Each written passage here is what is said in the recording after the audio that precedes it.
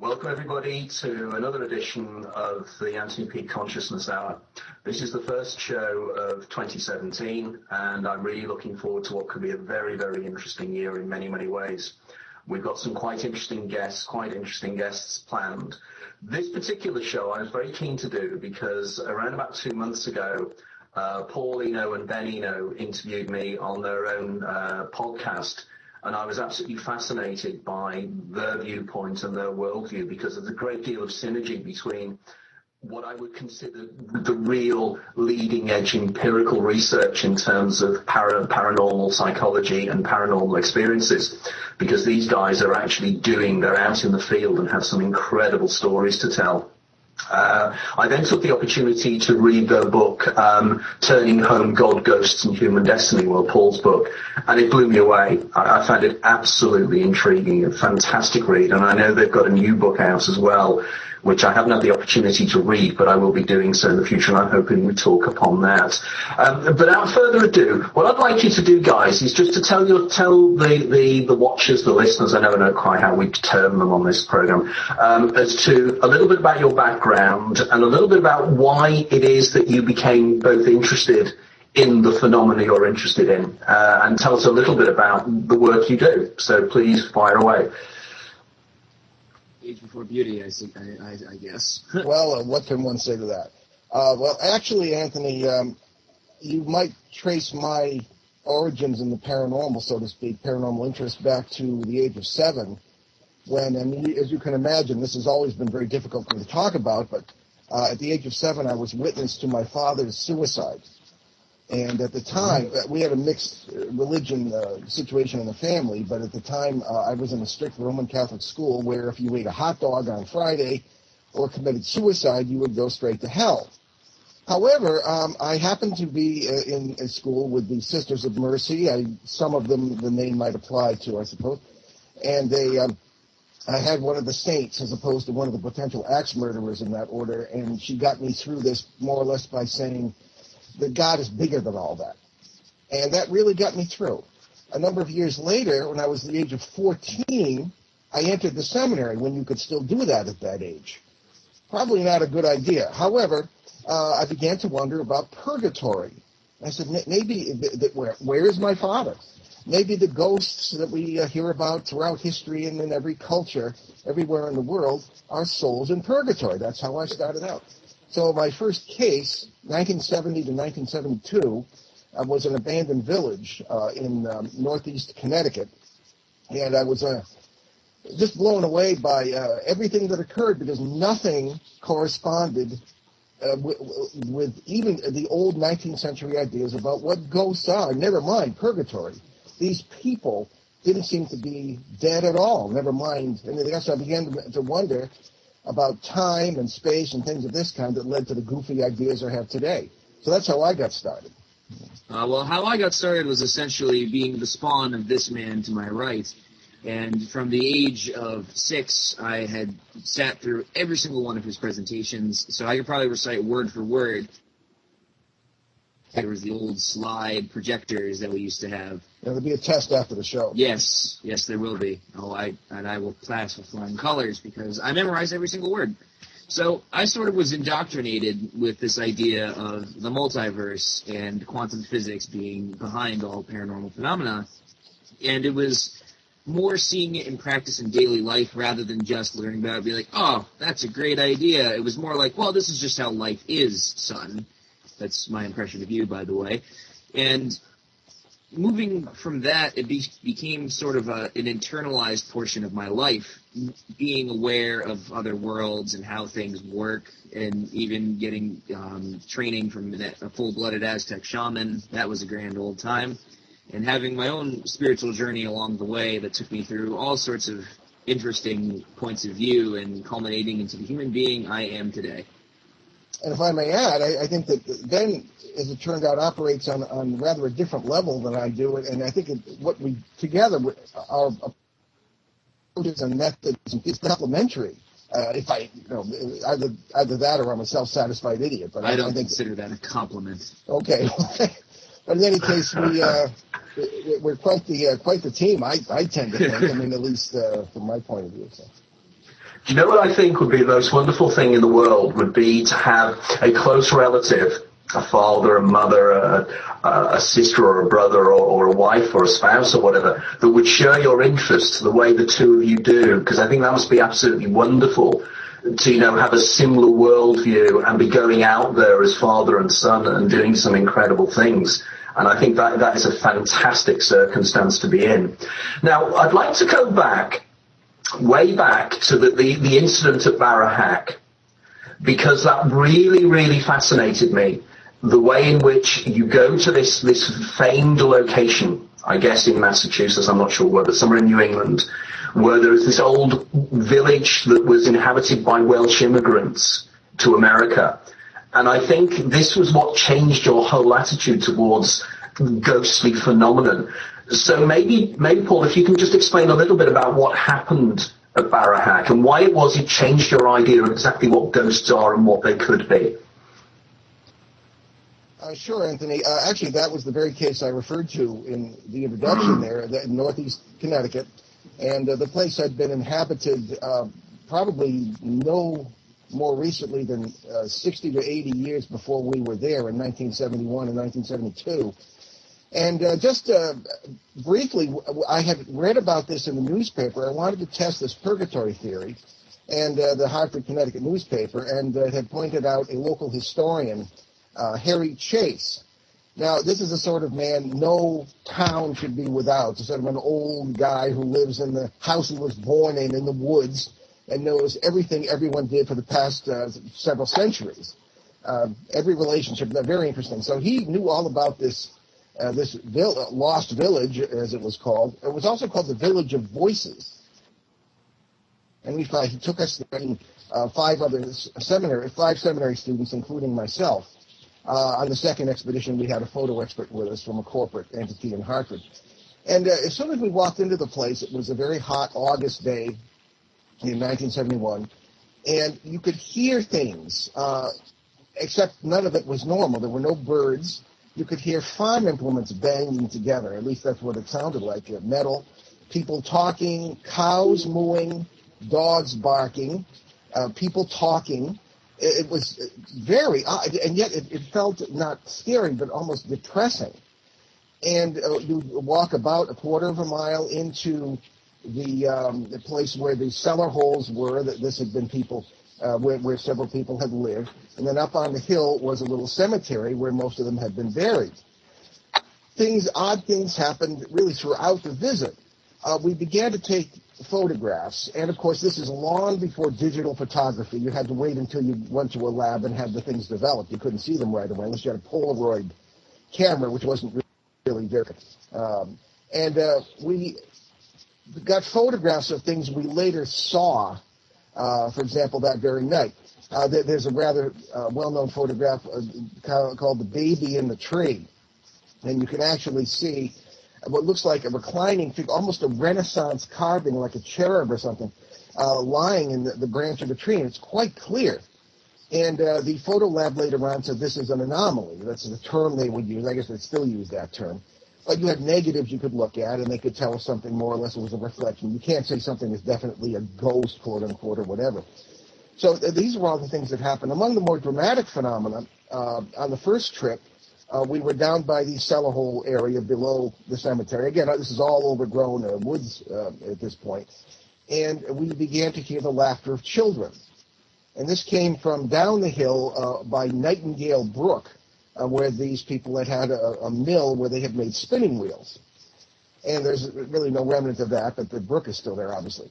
So we kind of walked toward there, and you could hear the children, but the laughter was moving very rapidly and unnaturally up and down this brook, as if they were in a car traveling at about 60 miles an hour. But there was no road. I mean, this was a very, very sparsely inhabited area. The nearest dwelling was a 4-H club camp about a half mile away. So that didn't get us anywhere, but we could hear these children. One thing I never wrote until the book that just came out in November was that I was able to pick out, I knew some of those children. I don't know how, I don't know why, but I knew some of them. When we would hear people talking, when we hear, for example, an ox cart going by, and it was invisible, but we all heard it. Hoofbeats, wooden wheels, a team driver yelling, and the crack of a whip. I knew who that was. And that was probably the most frightening thing. It wasn't the experiences of these sounds and sights. It was mostly sound. It was the idea that I knew some of these people. And I said, I'm just being... I shouldn't do this anymore, that kind of thing. And I was afraid to write about that. I was in enough trouble in the seminary for doing this in the first place. Never mind, if I'd hinted at anything psychic or mediumistic, I would have been out the door sooner than I was. As it was in 77, they threw me out anyway, about a year and a half before ordination. So I write about that in Behind the Paranormal, Everything You Know Is Wrong, the one that just came out, in full. But nevertheless, other people would look at me and say, are you okay? The other fellows who were with me. One of the other really strange things was the photo expert we brought with us in late 71 was an employee of United Technologies Corporation in East Hartford, very feet-on-the-ground fellow, and we brought him specifically because he did not believe a word of this. And he's the one to whom all the weirdest things happened. For example, it was nighttime, and we had made it a point to map this area very thoroughly on our first two trips, and we knew where everything was, and we could have walked around the area at night even without spotlights. That's an example. We knew the place well. Marcel, this was the fellow I'm referring to, and three of us were walking up toward the cemetery. It was nighttime. We wanted to see what we could see, and we had seen quite a bit there on the previous trip, including streaks moving through the trees, faces suspended in the air, and this sort of thing. Now, down by the cellar holes, two other fellows were there with a state-of-the-art cassette tape recorder from those days, trying to record the voices should they occur again. So we were moving up toward the cemetery, very, very dark, and all of a sudden, Marcel stopped, and he had a walking stick, and he kind of leaned over on his walking stick, and he was huffing and puffing. And I said, oh, no, he's going to have a heart attack, and this is long before cell phones or anything. We were cut off from the world. But he said, no, he felt fine. All of a sudden, he started to sob and leaned over on his walking stick. Now, again, you have to have known this man, very, very feet on the ground, hardly ever cracked a smile, a very serious man. I don't know how he ever fell in love and got married, but he did. So he said he could not physically move forward or to the left, which would have been the cemetery. Now we could not find the cemetery. Spotlights, it was as if it wasn't even there. However, he could move freely back and to the right, in the direction away from the cemetery. Three of us pulled him physically. He could move back and to the right, but he could not move to his left or forward. He was rooted to the spot. We couldn't pull him off that spot. So he said he felt as if he was... Something was, well, he used the word possessed. I don't think that. I've seen that, but I don't think that's what this was. But that's when we heard the voices. Off to our left, perhaps 10, 20 feet, very close, we heard the muttering of male voices. And you know how you can sometimes hear a group of people talking. You know it's in English, but you really can't make out what they're saying. That's what this was like. And so... so we decided that retreat was the better part of valor, and so we pulled back and didn't even try to go to the cemetery. The next day we went there in the daylight, and there it was. So, if what we think we know now, I suspect that perhaps this is the Native Americans would call it a thin place. Shamans might say the same thing. A physicist might say, well, who believes in the tilt that we take on quantum mechanics, particularly the multiple worlds interpretation, that perhaps these were intersect points. And we find them in the paranormal, to get a little general, that these things don't just happen to people. People participate in whatever the phenomenon may be. And we think that perhaps, if we're correct, and these are a sharing of realities at intersect points, that perhaps we were partially in a parallel reality that is actually still 1780 or so, when that cemetery was put there. And we were attending, even, who knows, maybe the first funeral. Maybe the place got its reputation for being haunted partially because people from the past were seeing us.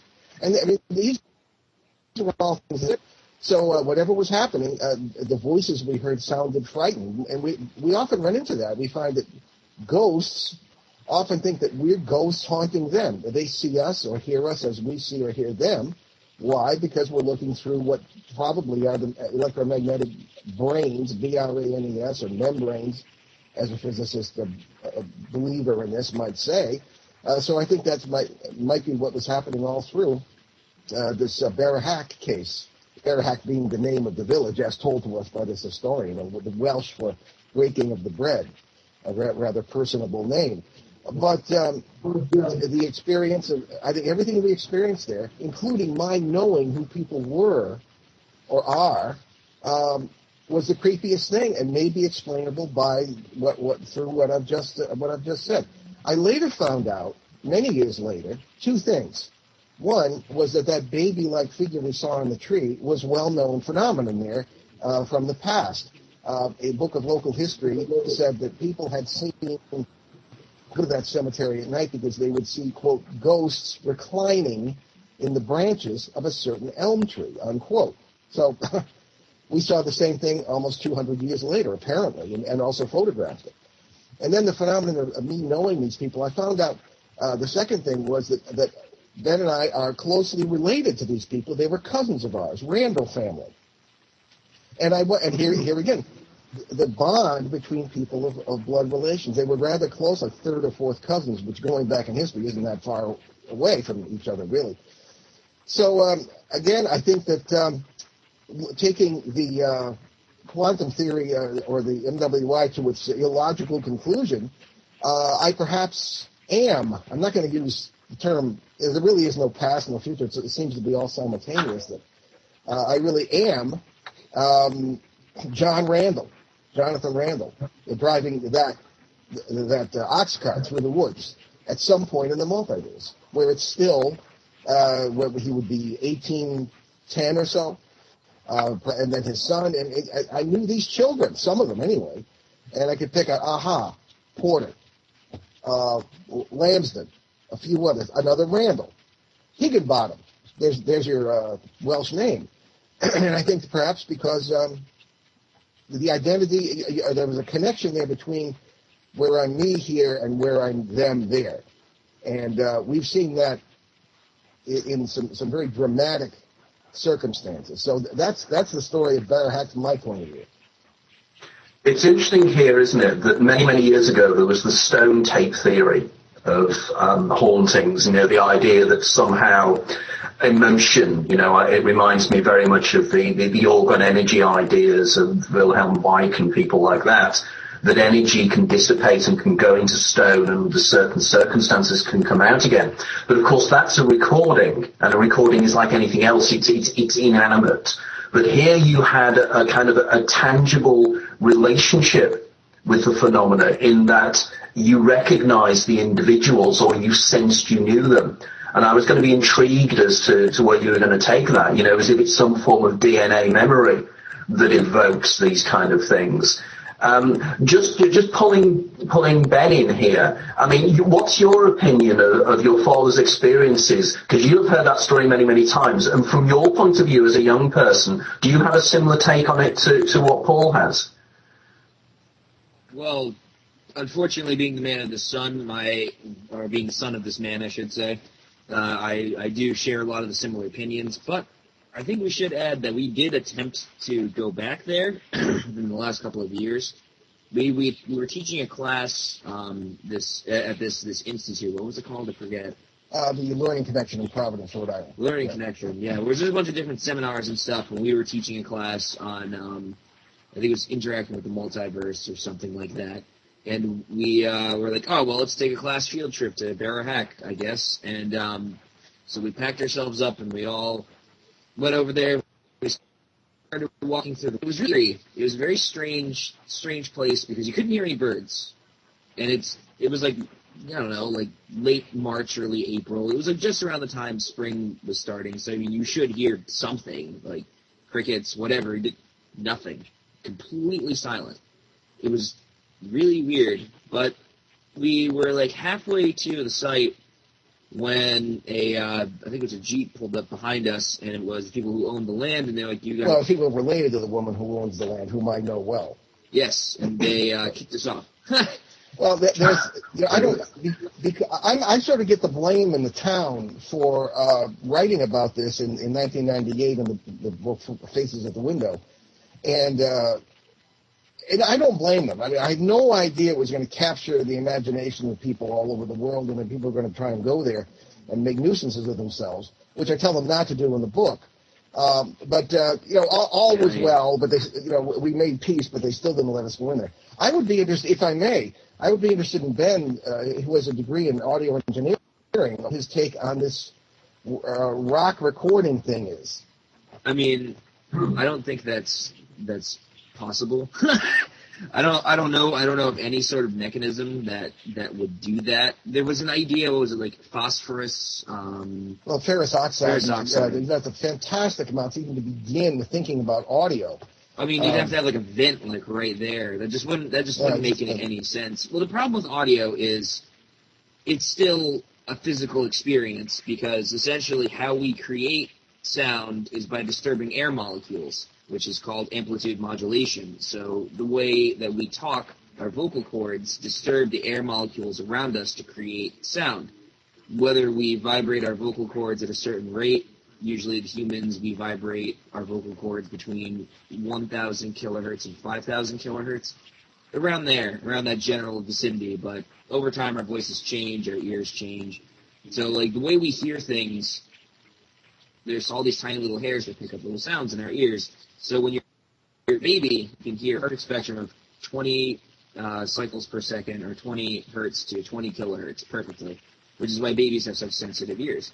So over time, those hearing cells, or those little hairs in your like ear holes, die, so you can't pick up sound anymore. So the thing is, it's still a physical experience, so you need something to disturb the air molecules to be able to hear something. So you need something physical to be there. So the question is, can a rock disturb air molecules? No, not that we know of. It would have to have like some sort of really powerful driver or something underneath it, or some way for it to shake incredibly fast for it to create that sort of disturbance it needs for things to be audible. Or even producing an image, it would need to move extremely fast. I mean, it's not like there's like a roll of film in there, or like some sort of digital apparatus like a rock would have. The only thing I don't think it's possible through anything now.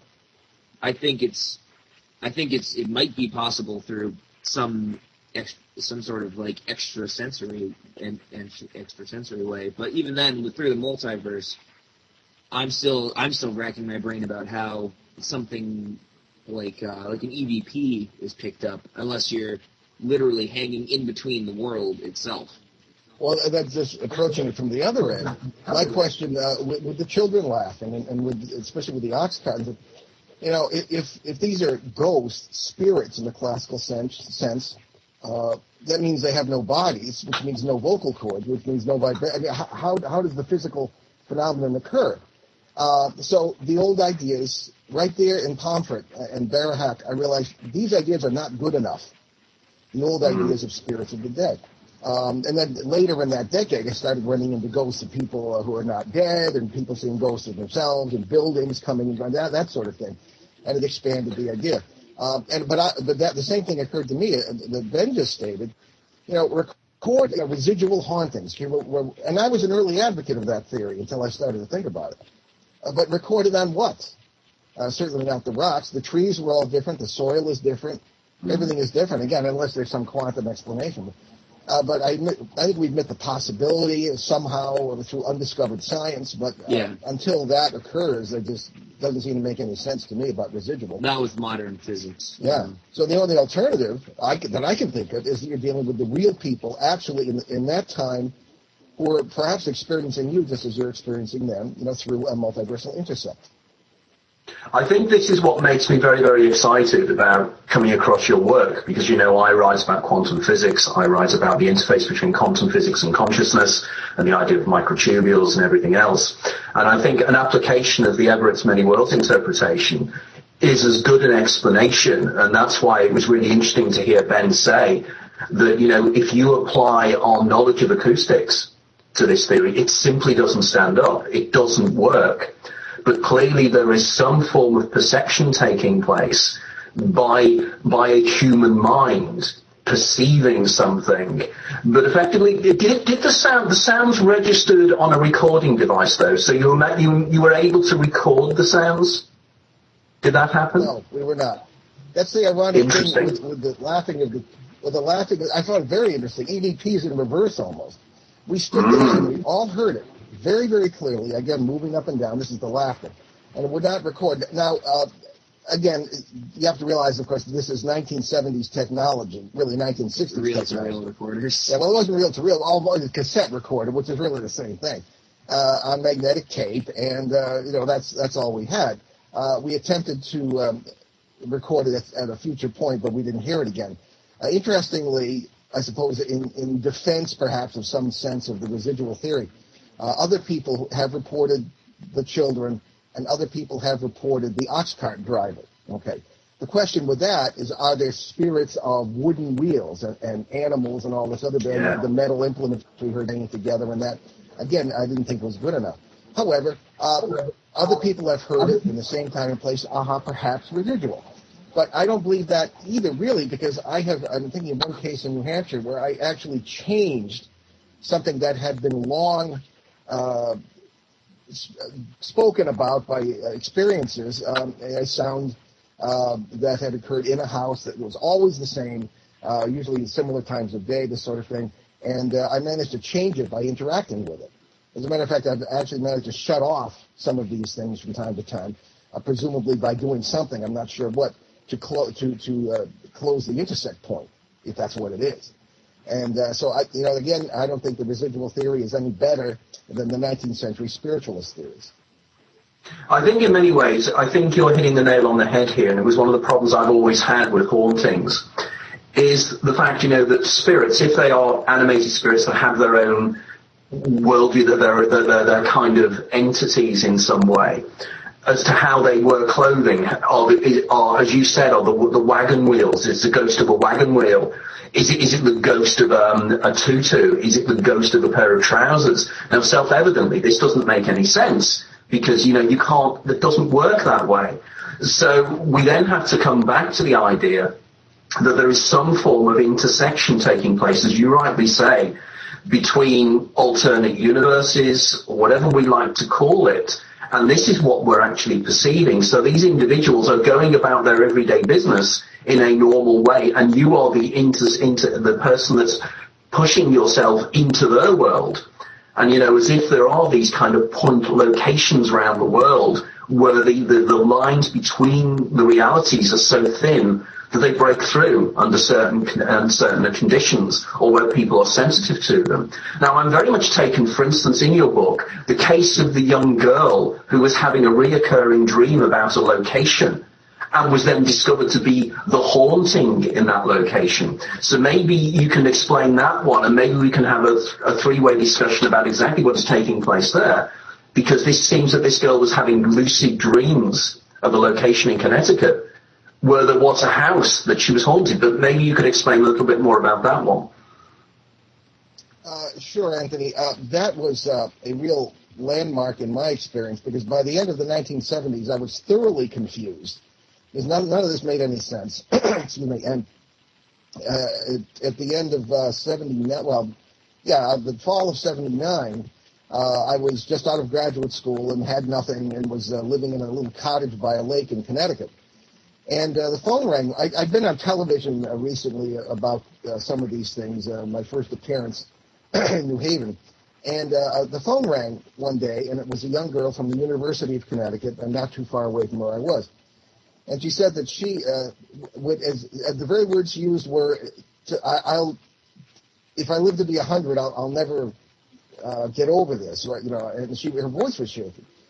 She said that she and her friends, several friends, and her younger sister, who was interested in the paranormal and the occult, they had been in Maine, southern Maine, the previous weekend. And the town I later found out was York Harbor, lovely town. And they had been driving, they were in the back country, driving around a corner, and there was a very ordinary-looking house. And the young sister said, "Stop the car, that's my house."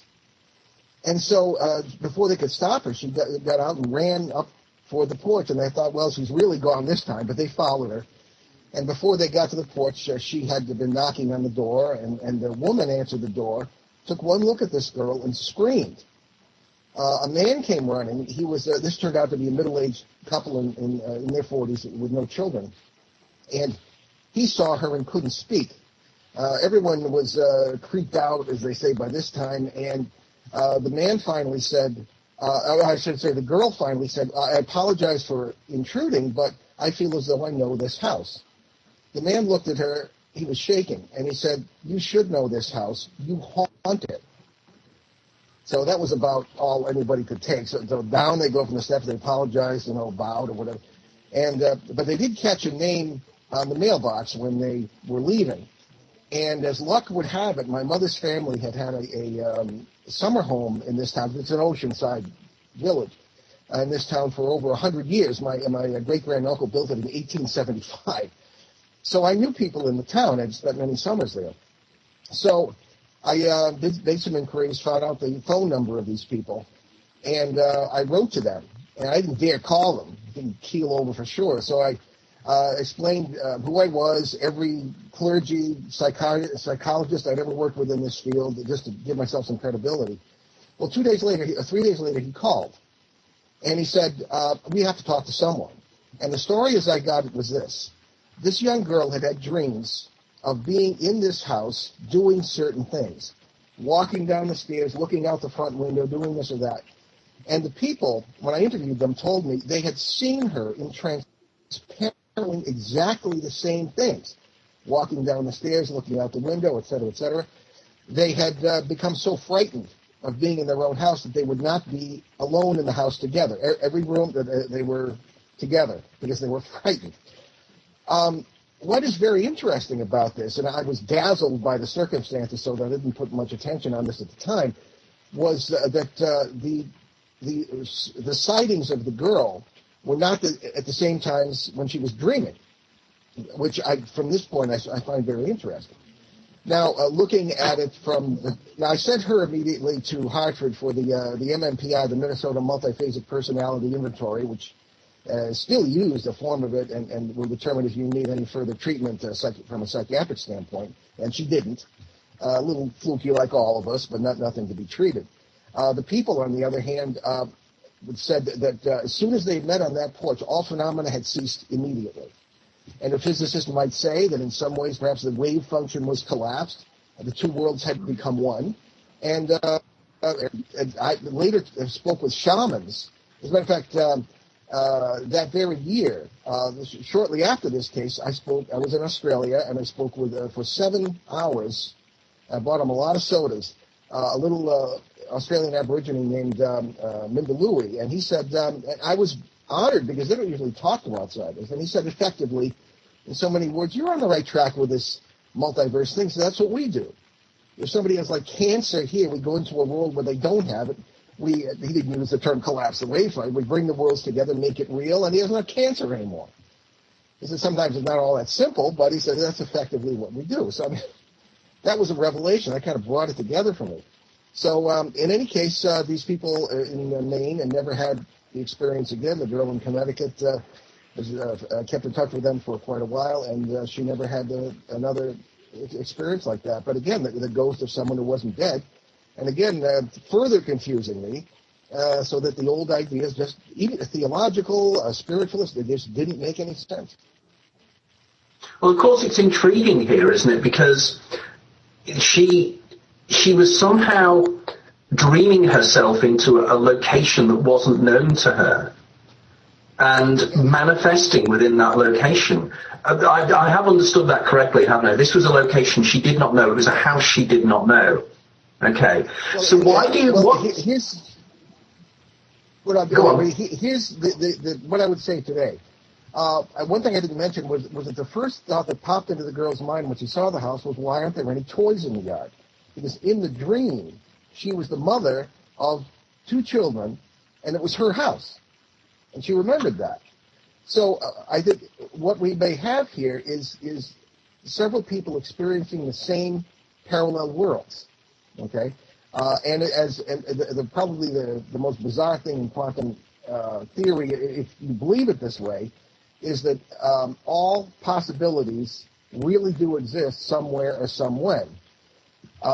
If Ben were to take the computer, not only would we make a pig's breakfast out of this show, we would have to replace the computer, et cetera, but we would create another world in which we had done that. But the world in which we are now would continue normally, and we would continue as we are, which, of course, ruins the whole time paradox theory that Hollywood likes to tie into. If you go back in time and shoot your own grandfather, how can you be born? But, well, you've created another world. The one in which you were born will continue normally.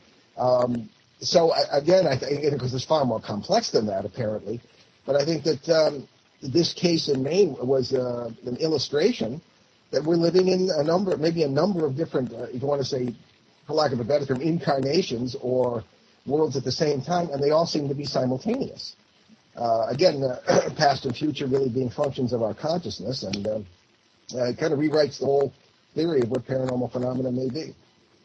Well, funnily enough, a few years ago I wrote a book called The Labyrinth of Time, and in The Labyrinth of Time I had a whole section. I think we're getting feedback. I'm hearing my own voice on your speaker. Okay. I don't know why that is. Turn down the volume. Okay. I'll turn it down. I mostly went the volume on the laptop, but that works too. Okay, there just seemed to be a delay, which was quite problematical. It's still slightly there, but well, very much the reality at this point. Yes. Yeah, absolutely. Across the brain. Yeah, absolutely. Yes, it could be. But the whole idea of that my act of observation collapses the wave function, in which case my viewpoint of the universe is subtly different from yours because I might be collapsing a different wave function. And of course, as we know, the Everett's many worlds interpretation is very much an application of the Schrodinger's cat thought experiment. And therefore the idea that we all carry within us our own version of reality in some way, which then intrigues me because your cases are very much proving this. The idea, then that's what I'm so excited about your work, because I've been writing about this as a theoretician for many, many years.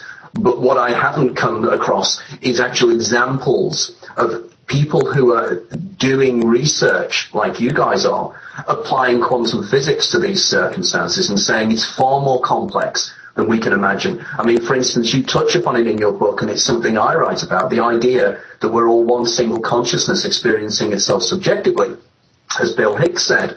So the idea is that, in some way we can attune into other people's mini-universes in such a way like this young woman was, in terms of existing within the same environments in one way or another.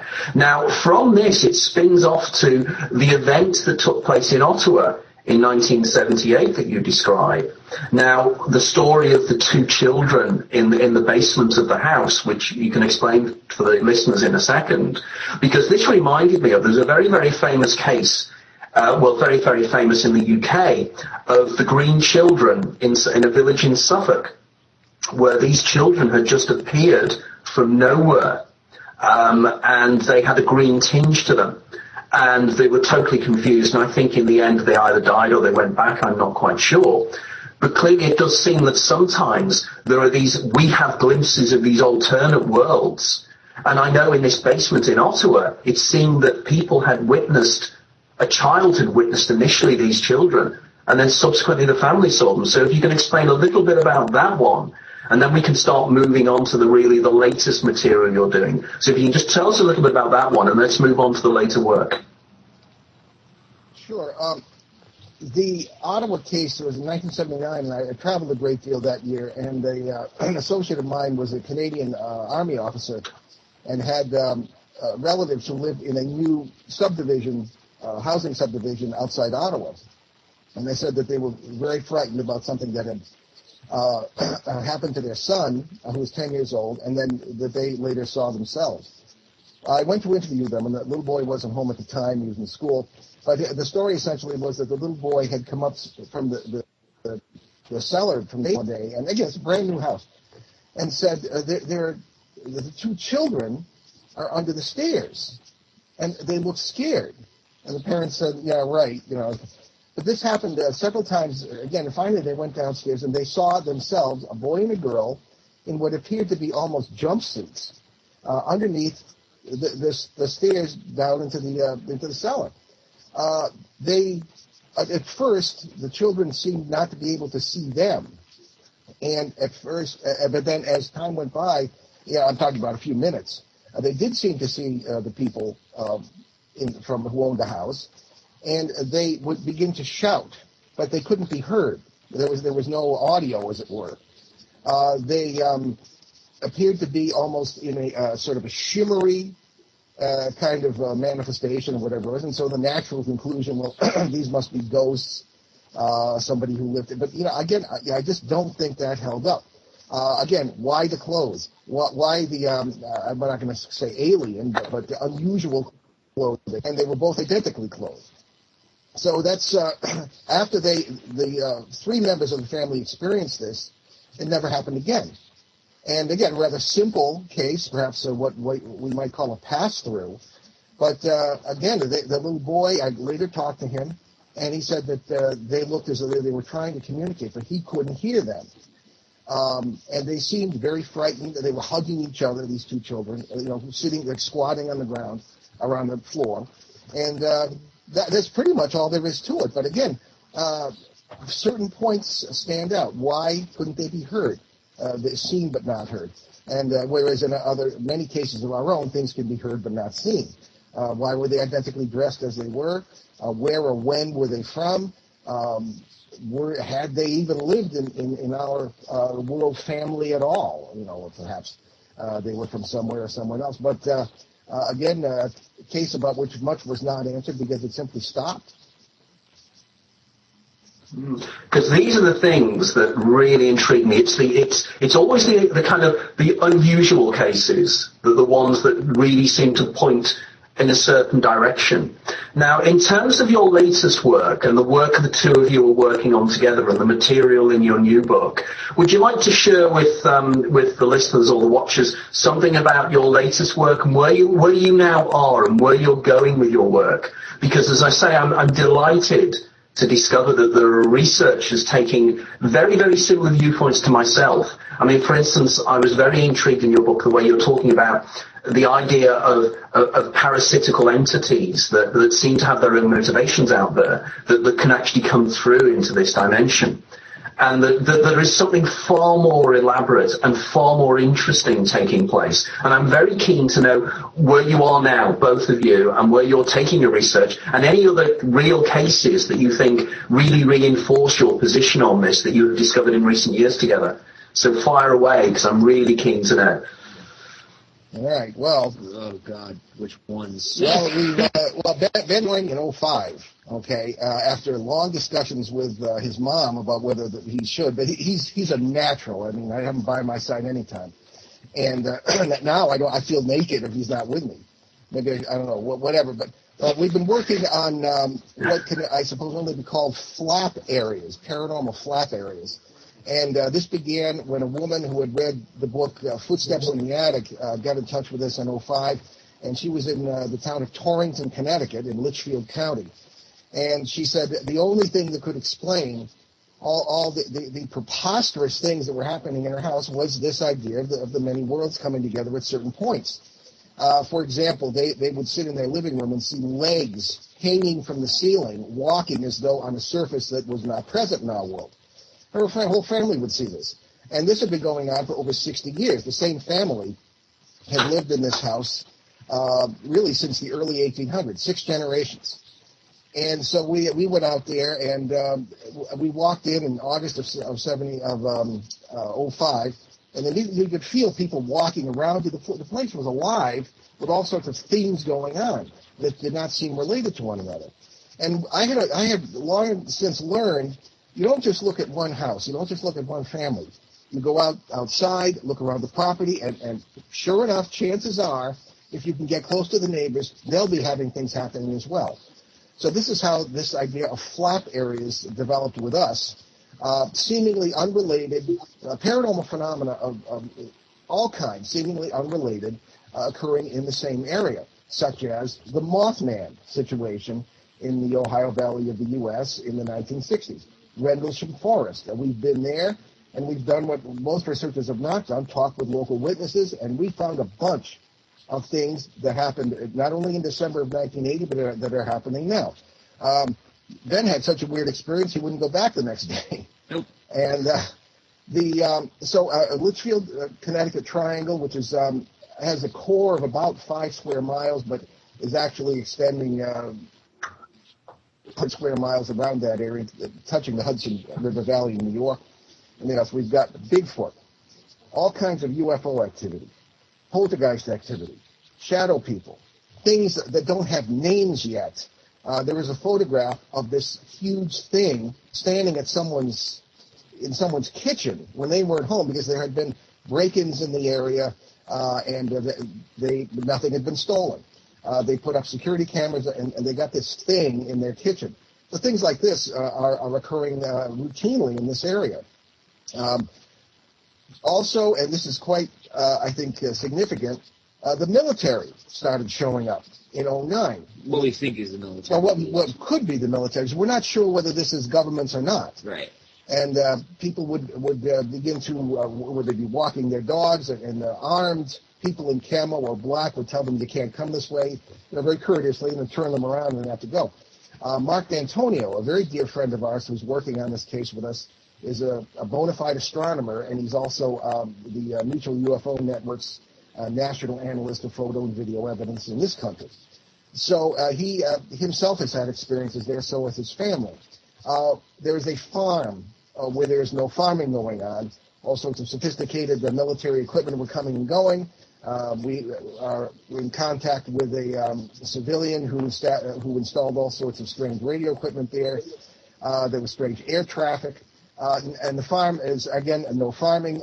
We believe that the military might be interested in this because, boy, wouldn't we love to weaponize the paranormal, particularly learn how to manipulate space and time or appear to. Well, apparently it's owned by a company that does aerospace contracts for the U.S. military. Right. We, after going through many channels and following many paper trails, which were very badly covered up, like not even attempting to cover it up at all, I guess they sort of assumed no one would attempt to look at it. Or maybe it's a ploy, who knows. But it's very strange because it looks like a huge dairy barn. There's no sign of anybody there ever. I think the most that we've seen was a dog. And not a single cow. Yeah. So we have spies, if, for lack of a better term. How do you cover a case of this scope? Well, our show has reporters who will recruit people for us to kind of keep an eye on things. And we make it a point for them not to know each other so that there's no suggestibility in this sort of thing. And they're not particularly trained observers, but any information can be useful and can be followed up. So, but that's only one case of that kind we're working on now. We have just started one last year in western Pennsylvania where similar things are going on. I myself, we were there, and Ben hasn't been there yet, but he's going to be because he needs to do his thing. Shane Searway, someone else you should have on your show, if I may suggest, who is a very, very good combination of a Blackfoot shaman and a feet on the ground investigator. He's from New Hampshire. What was his name again? Shane Searway, TrueGhost.com. Okay. And he and I have been out there twice, grand total of about 5 days. He and I have both had Bigfoot sightings. I had never in my life expected. And now when people come to me, I won't take them with a pillar of salt anymore because it's happened to me. At least you think it did. And all sorts of lights in the sky. We had a neighborhood meeting. 20 people showed up and told us their experiences. The next step, there is a location similar, maybe I shouldn't say this on the air, but a location similar to the farm in Connecticut where similar activity has been occurring, though on a smaller scale. So again, we're just beginning that. We're just at the embryonic stage of a case in Texas that centers around an airport.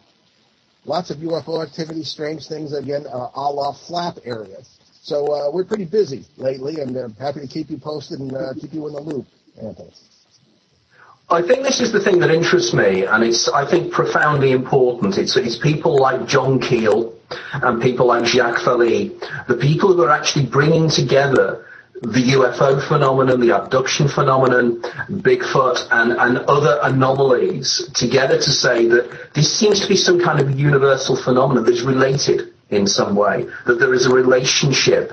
So, for instance, to turn around and say, that UFOs are just kind of solid machines that come from Alpha Centauri or wherever, or Zeta Reticula or whatever, there's more to this than that. There's something very, very curious going on. And I'm pretty damn sure that nobody really knows what is happening here. But clearly something is, and it is of profound importance that there's guys like you out there really digging over the land and actually saying, look, we've got an open mind on this. Because what I was really impressed was, Ben's knowledge of science, the way he was talking about the acoustics there.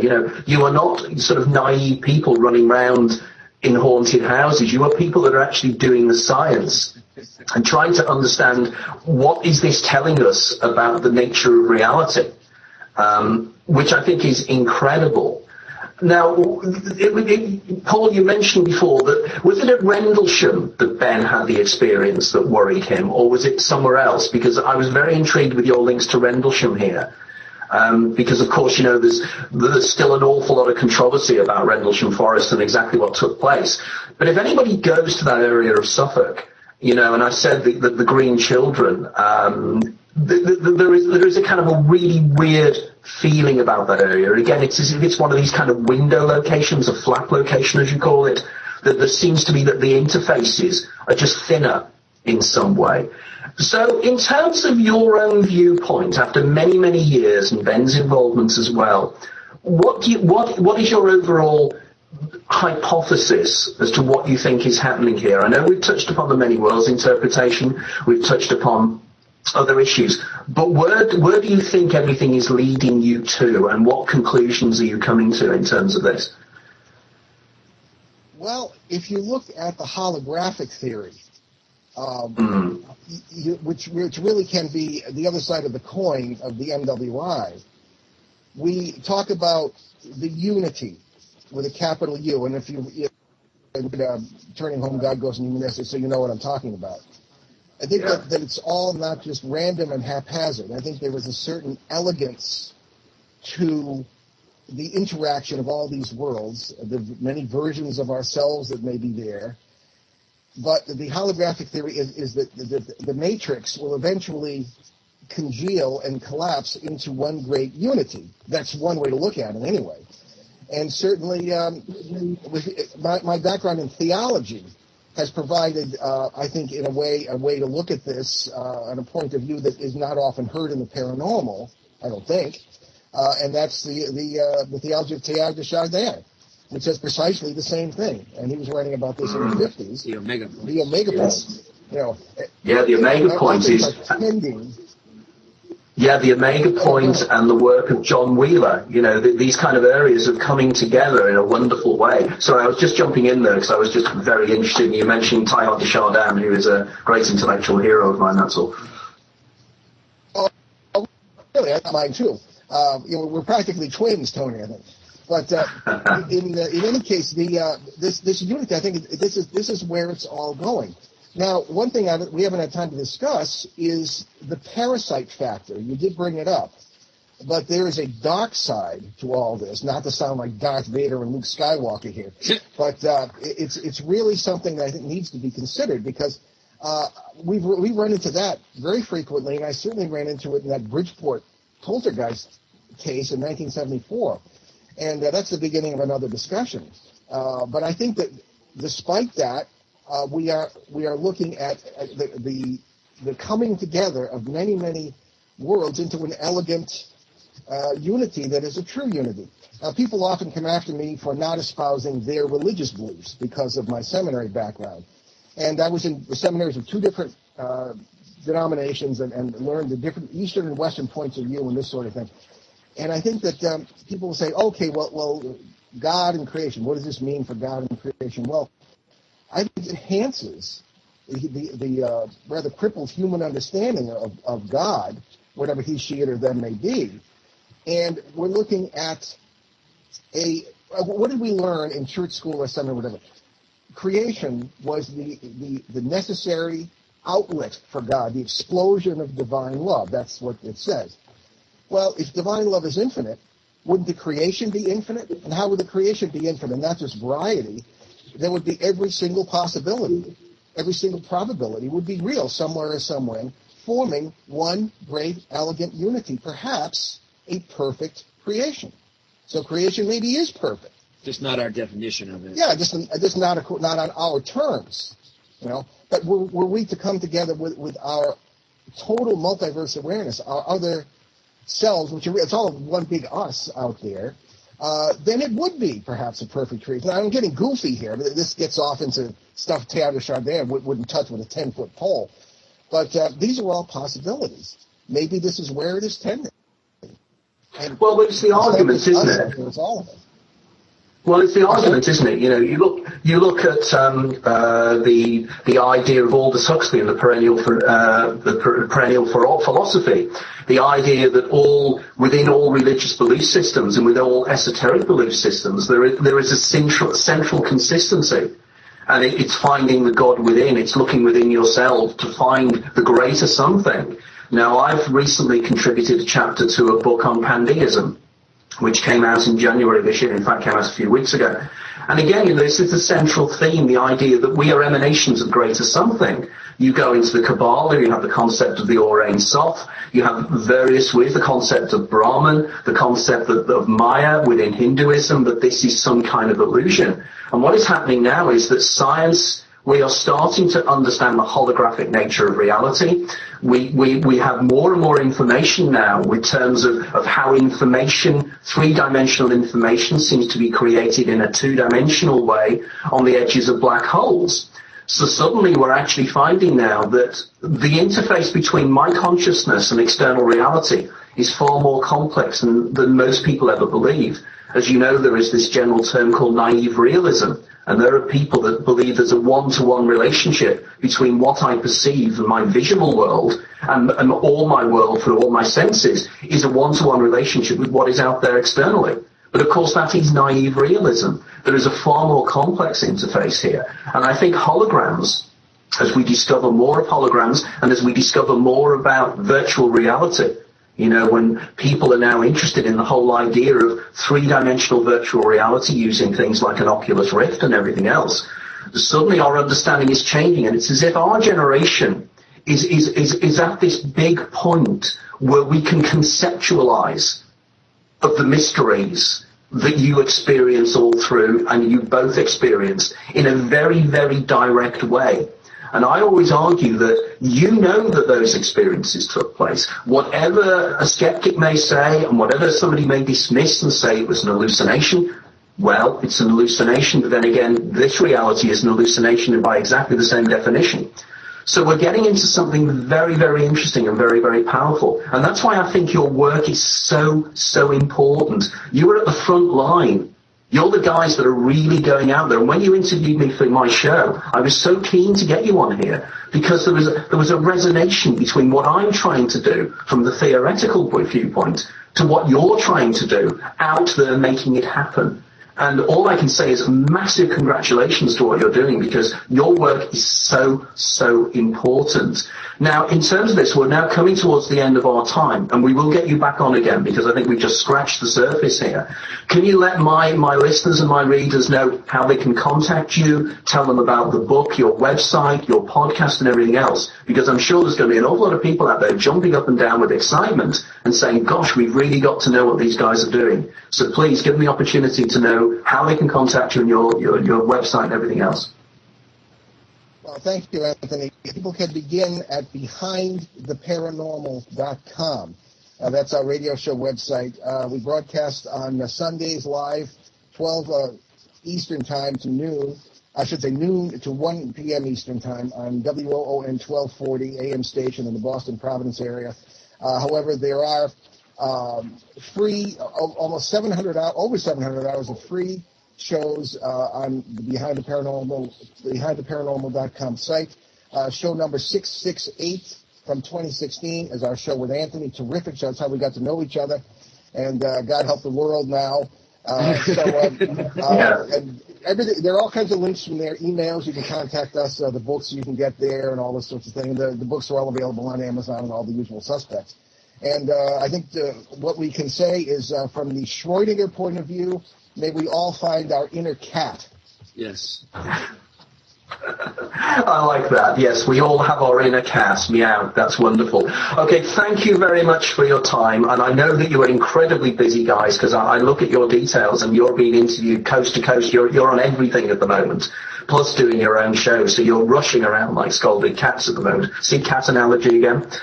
So all the best. Thank you very much for joining us. We will have you on the show again soon, because I think it's important that we have just scratched the surface. And one of the things that Dear and myself have discussed is that at some stage we need to get some kind of really big conference going where we have some of the really major thinkers like yourselves together. Because it's like a Venn diagram, isn't it? We're all beavering away in our own areas, but in the middle is this massive overlap. And in that middle is the truth. And I think we're getting closer and closer to that. Of course, the implications are there. When we discover the truth, what happens to the matrix? Okay, thanks very much, guys. And again, as always, thanks to Dia Nunez in the background over there in Denver, Colorado, for her help, because without her, this show wouldn't ever get online. Okay, thank you very much. Okay, cheers, guys. Bye-bye. Thank you, Anthony.